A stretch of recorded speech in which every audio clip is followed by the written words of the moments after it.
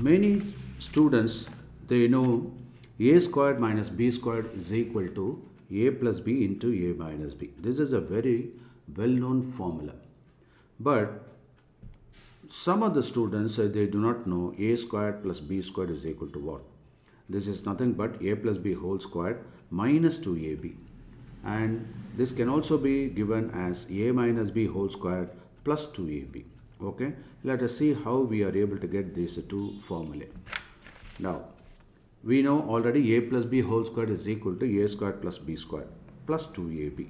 Now, this 2ab can be brought to the LHS. So, it becomes minus 2ab. So, a plus b whole squared minus 2ab is equal to a squared plus b squared. Right? Now, we have a minus b whole squared. That is also equal to a squared plus b squared, but minus 2ab. In this case, we can bring this minus 2ab to the LHS so that we are able to get a minus b whole squared plus 2ab is equal to a squared plus b squared.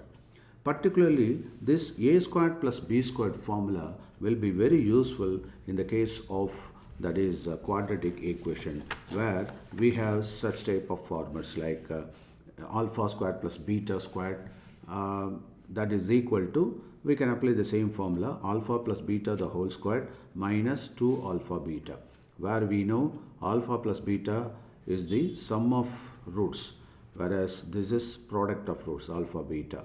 So based on this, we can easily solve such type of problem by knowing a squared plus b squared is equal to, that is, you can apply this formula, a plus b whole squared minus 2ab.